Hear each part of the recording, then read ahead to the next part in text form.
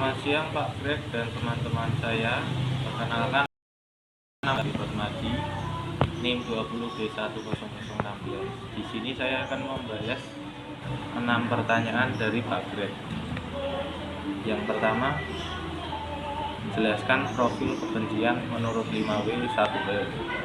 Yang kedua, habitus atau kebiasaan apa yang harus dilakukan agar manusia tidak dikuasai oleh kebencian. Ketiga, bagaimana manusia hidup damai meskipun ia harus berinteraksi dengan manusia lain yang memiliki kebencian.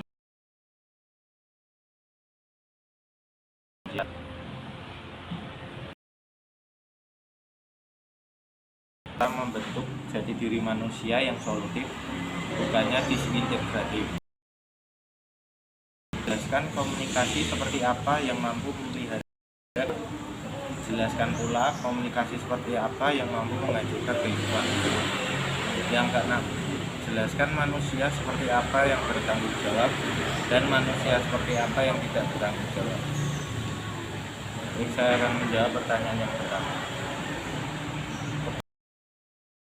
Kebencian yang dimiliki oleh setiap manusia yang terjadi akibat ketidaksukaan terhadap suatu hal. Biasanya juga rasa benci tersebut dapat berlanjut dengan tindakan yang tidak baik dan cenderung membahayakan diri sendiri dan orang lain.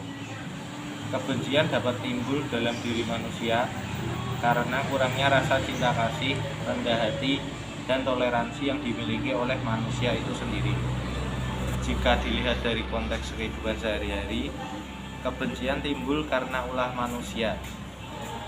Sedangkan jika dilihat dari konteks agama, kebencian timbul akibat adanya pengaruh dari iblis. Rasa benci yang timbul pada diri kita biasanya muncul pada saat kita merasa terluka, marah, iri, kecewa, dan gagal dalam suatu hal. Kebencian sering terjadi saat interaksi antar sesama manusia atau golongan. Rasa benci yang dimiliki tiap manusia sangatlah normal dan manusiawi karena mengingat manusia tidaklah sempurna. Namun bukan berarti manusia dibolehkan untuk membenci sesamanya. Hal tersebut sangat dilarang seperti yang tertulis dalam Mazmur 97 ayat 10a. Hai orang-orang yang mengasihi Tuhan, bencilah kejahatan. Kebencian dapat diatasi dengan mudah.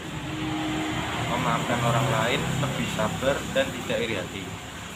Pertanyaan kedua, kebiasaan yang harus dilakukan manusia agar tidak dikuasai oleh kebencian yaitu perbanyak bersyukur, mendekatkan diri kepada Tuhan, tanamkan selalu rasa cinta kasih kepada sesama, selalu sabar, jangan mudah iri hati, mudah memanfaatkan kesalahan orang lain, dan selalu introspeksi diri. Yang ketiga, bagaimana manusia hidup damai meskipun harus berinteraksi dengan manusia lain yang memiliki kebencian. Dengan cara menguatkan iman kita terhadap Tuhan sehingga tidak mudah terpengaruh, bersikap ramah kepada sesama orang, bergaul dengan orang-orang yang memberi dampak positif, jangan mudah terpancing emosi, mengabaikan hal-hal negatif yang disebarkan oleh orang-orang, dan berusaha untuk berpikir kritis.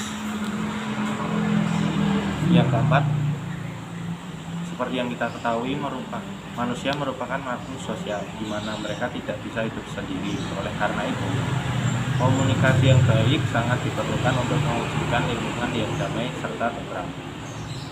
Setiap manusia memiliki pemikiran yang berbeda-beda. Di era saat ini, jati diri atau karakteristik yang kita miliki akan sangat mempengaruhi di mana tempat kita berada. Lalu apa jati diri yang baik? Dan bagaimana cara memiliki jati diri tersebut? Salah satu jati diri yang dimaksud adalah jati diri solutif, yaitu kita mampu memberikan solusi bagi sesama kita dengan cara berkomunikasi yang baik serta yang benar. Bagaimana mendapat jati diri tersebut?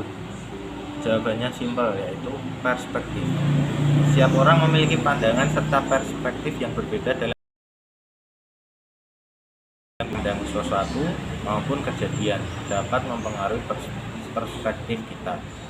Misalnya dalam Matius 6 ayat 3-4, mengenai memberi dengan tangan kanan, jangan diketahui tangan kiri.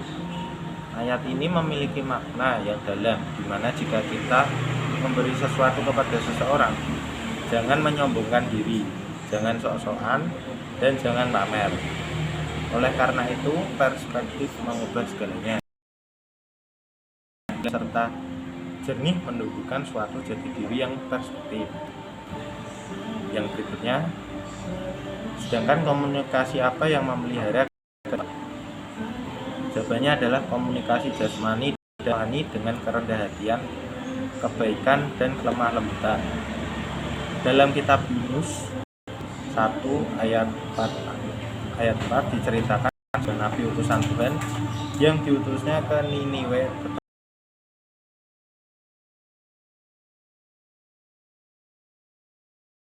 dan pergi Injil di kota itu. Alhasil semua orang di kota itu bertobat. Kisah ini menunjukkan bahwa komunikasi, keyakinan, dan kedekatan kepada Yang Maha Kuasa memberikan suatu hasil bagi lingkungan sekitar kita. Dengan mengikuti perkataannya dan firman-Nya, maka kita bisa mewujudkan pengaruh yang baik bagi lingkungan sekitar kita. Sebaliknya, ketakutan, keegoisan, keserakahan akan menyebabkan hancurnya komunikasi yang istimewa, baik jasmani maupun rohani. Yang terakhir, selain itu tanggung jawab juga diperlukan di dalam komunikasi yang baik. Menurut saya, manusia yang bertanggung jawab adalah manusia yang dapat mempertahankan perspektif yang jernih, dapat menjaga rahasia, tidak mudah terpancing emosi, dan selalu memberi pengaruh yang baik.